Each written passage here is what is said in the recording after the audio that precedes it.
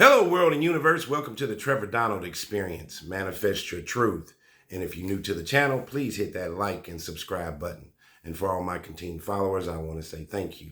And this is an opinion-based video channel where I try to open your eyes and ears up to some of the travails and tribulations that take place throughout our cities, our states, our country, and sometimes around the world.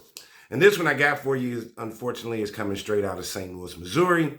And there are a few caveats to this story that I want people to pay attention to. One, we're talking about young people.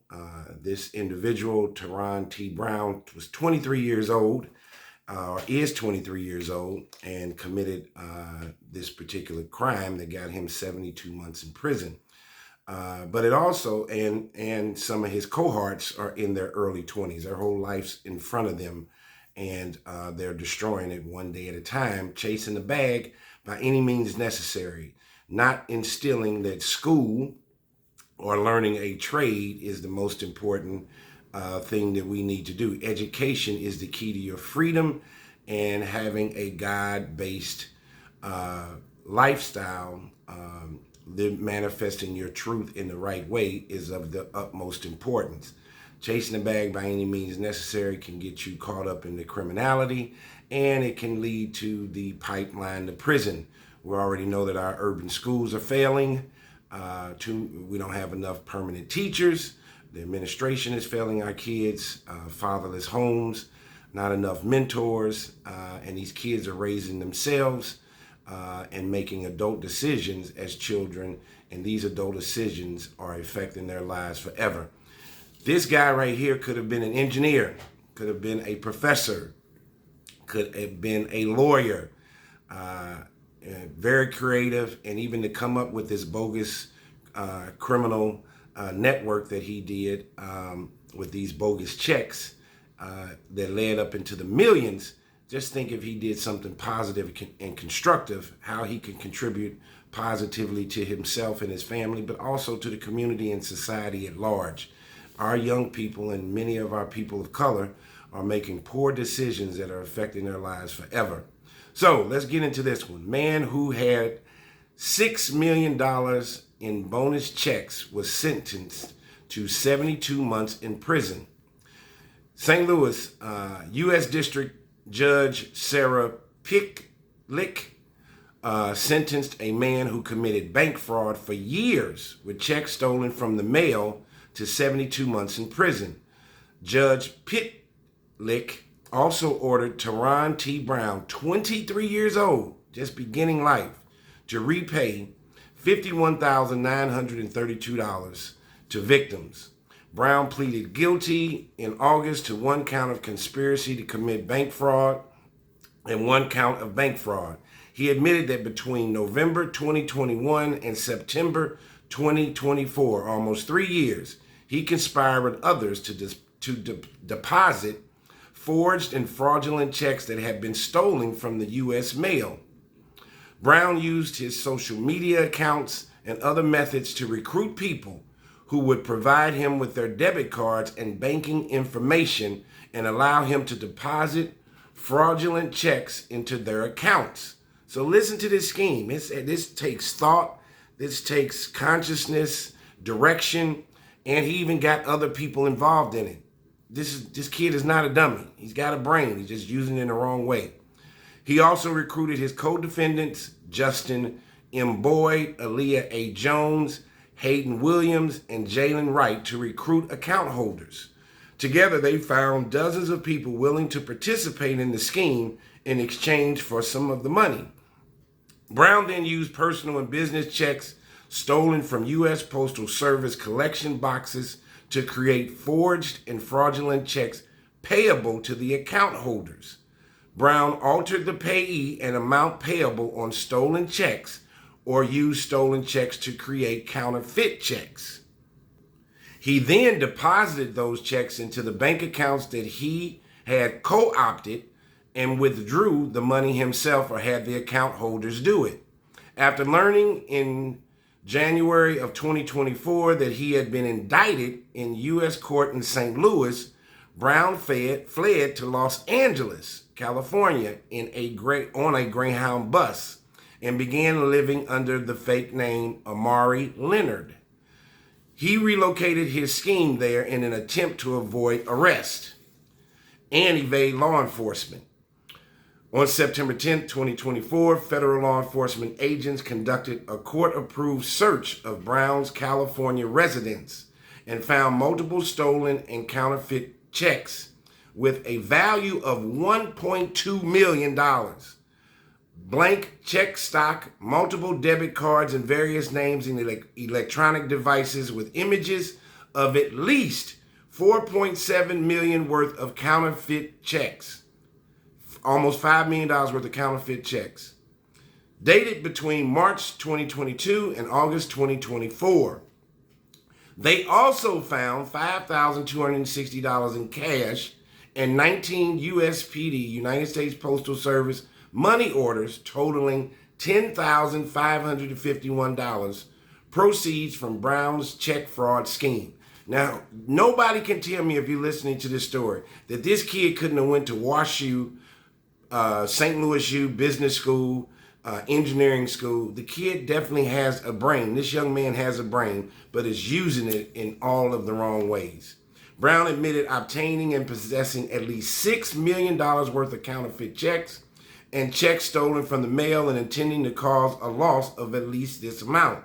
Brown and his co-conspirators deposited at least $116,834 worth of fraudulent checks and obtained at least $29,562 from the scheme. These are 5 and 6 and 7 digit numbers and amounts. Brown directly harmed the victims who had checks stolen. Assistant U.S. Attorney Jonathan Clow wrote in a sentencing memo,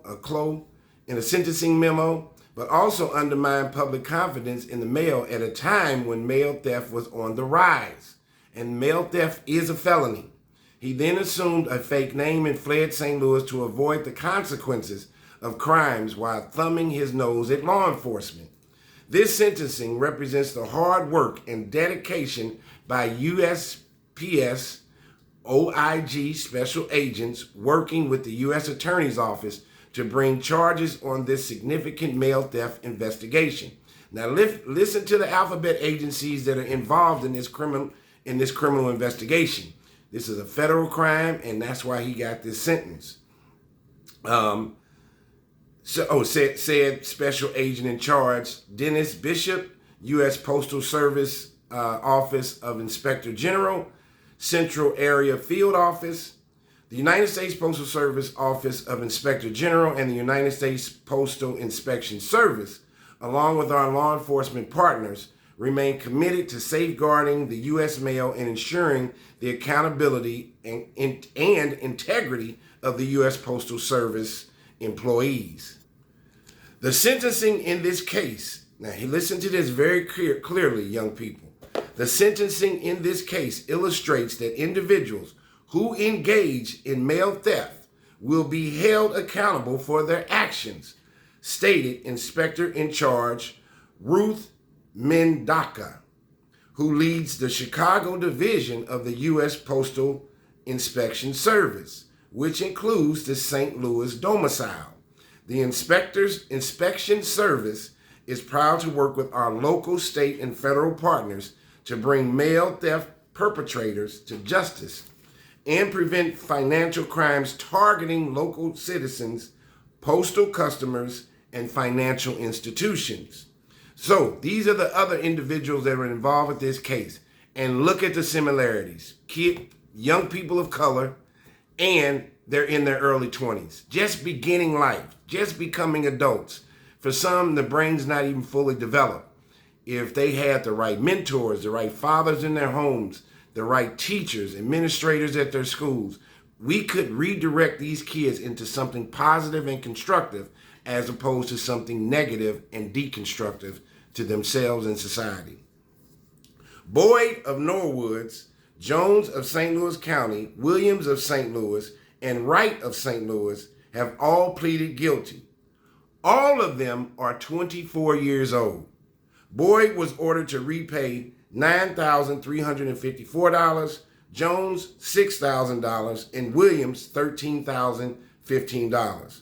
Wright is scheduled to be sentenced on January 9th, 2026, which was just last month.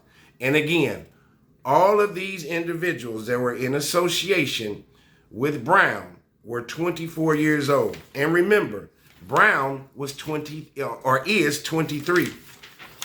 Young people, just a few years out of high school. They should be in college, trade school, or graduate school, as opposed to the pipeline to prison and going to jail. They're going to spend their young, formidable years in prison learning, and there's no kind of rehabilitation in prison whatsoever.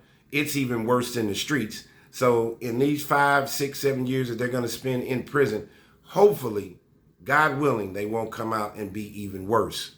This theft felony, not only are they having a long prison term or a medium prison term, but this felony theft is going to stick with them forever. They will never be able to work in banks, be managers, handle cash. This red target will be on them for the rest of their lives. Even trying to rent an apartment, you can't get food stamps if you are a convicted felon. So this mistake is going to follow them forever. The U.S. Postal Inspection Service, Office of Inspector General, the U.S. Postal Inspection Service, and the University City Police Department investigated this case. Assistant U.S. Attorney Jonathan Clow is prosecuting the case. Jonathan Clow. So, here again, they made the biggest mistakes of their lives. You can tell that this young man, Brown, who was the leader, and his co-conspirators were not dummies. They made a dumb decision, which has adult consequences, and the pipeline to prison, chasing the bag by any means necessary, is not the way to go. We need to regalvanize, reinstitute our young people that being an entertainer, an athlete are not the only ways to make a living. You have all the intelligence in the world to do something constructive for yourself and for society, and redirecting that energy into something negative and not being afraid to get caught or going to jail is not the road you want to choose. You should always choose the road less traveled. And that is a real book by M. Scott Peck, The Road Less Traveled. What do you think? This has been a Trevor Donald Experience. Manifest your truth.